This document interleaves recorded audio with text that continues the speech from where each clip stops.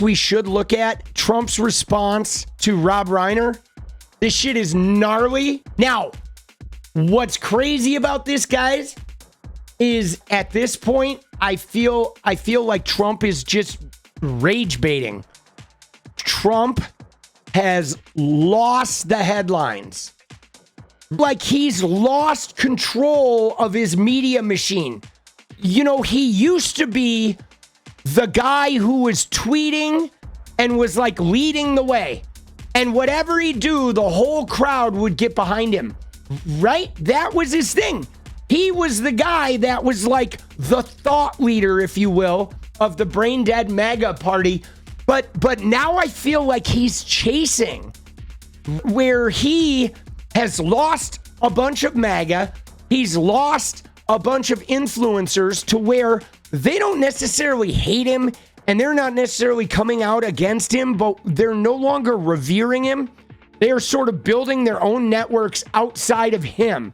Okay, everybody just sort of considers Trump to kind of be a lame duck at this point. And now it seems like he is chasing headlines. Dude, I hate to say this, but it reminds me of the two turds at the Young Turks, right?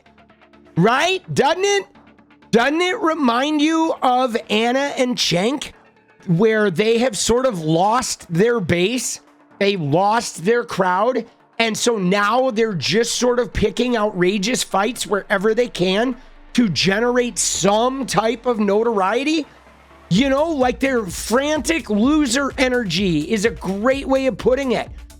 They literally are. They're scrambling and they're like just trying to get some sort of attention. And sometimes the easiest way to do it is to do something like completely outrageous, and then it just puts all eyes on them, and then they pretend like they didn't do anything. Because this is crazy. A very sad thing that happened last night in Hollywood. Rob Reiner, a tortured and struggling but once very talented movie director and comedy stars, passed away together with his wife Michelle, reportedly due to the anger he caused others through his massive, unyielding, and incurable affliction with a mind-crippling disease known as Trump derangement syndrome, sometimes referred to as TDS. He was known to have driven people crazy by his raging obsession of President Donald J. Trump, with his obvious paranoia reaching new heights as the Trump administration surpassed all goals and expectations of greatness, and with the golden age of America pissing upon us like a golden shower, perhaps like never before. May Rob and Michelle rest in peace. Dude, it's so desperate. Oh, yeah. They died because they made people so mad with their derangement over me that they drove people crazy, and the crazy people murdered them. Oh, rest in peace, because I'm like doing such a great job. Ghastly is a great word for it. I mean, this is some garish, narcissistic trash, bro. Like, wow. You know, and it's just psychotic. It's like somebody who is so desperate for a headline. See, that's just it. I don't think it's for anyone.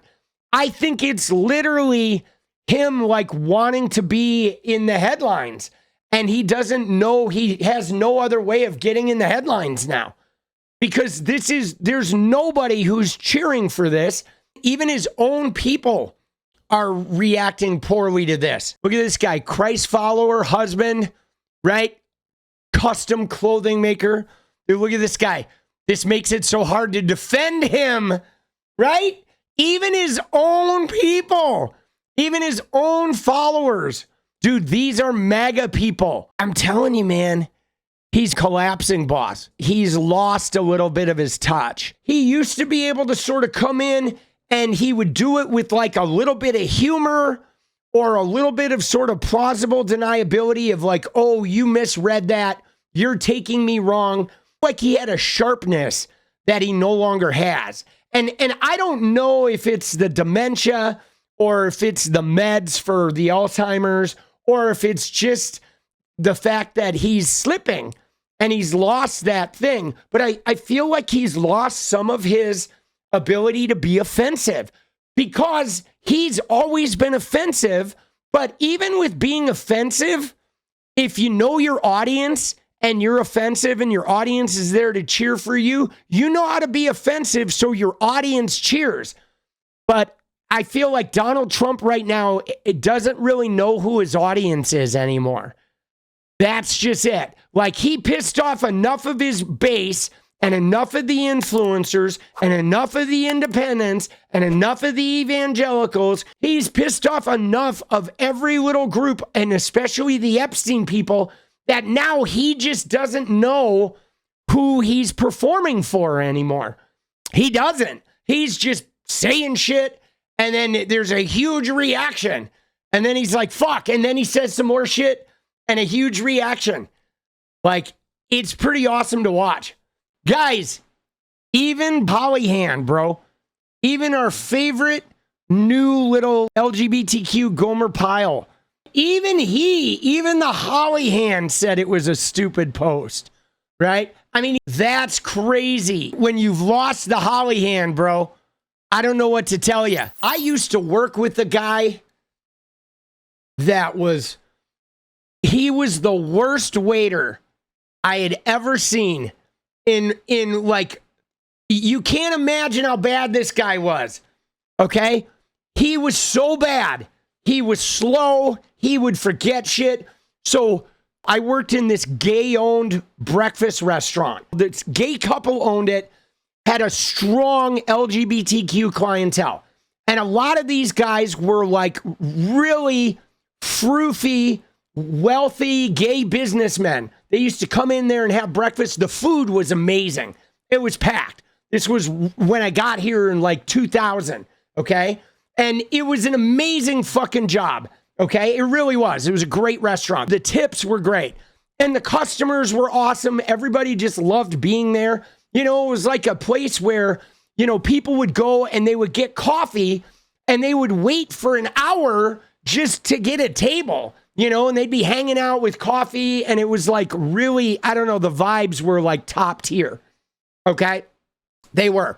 But so this guy, one day, like the restaurant was slammed, and a group of really big money gay dudes came in that wanted to have a breakfast, and we had no choice but to give that table to this guy.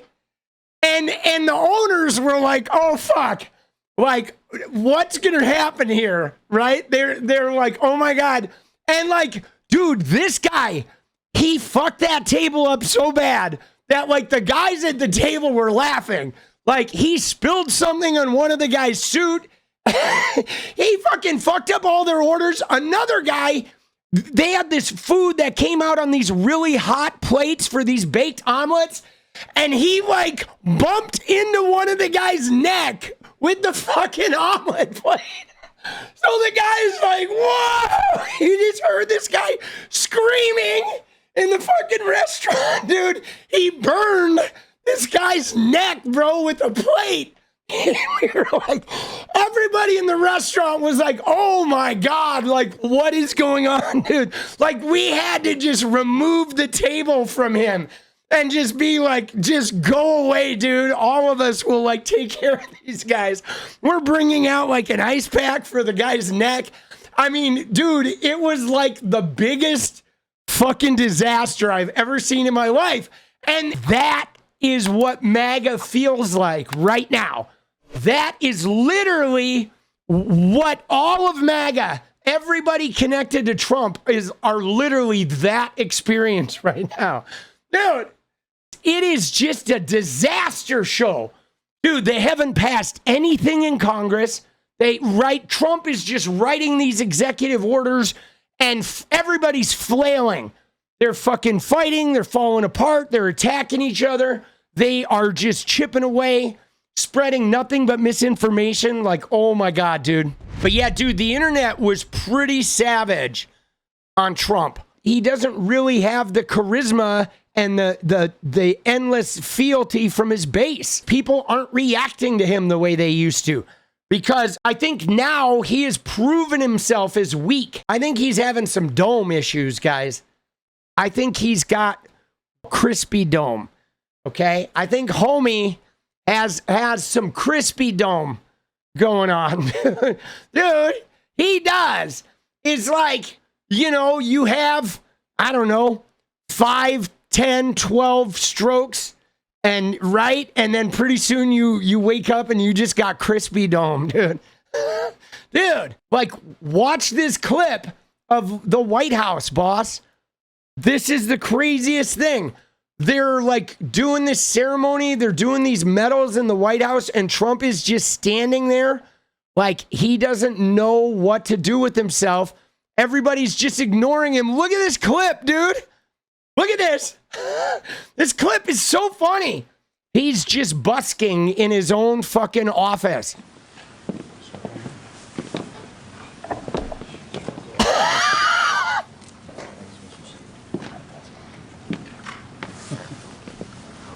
Nice medal. Nice medal. Nice medal. Mm.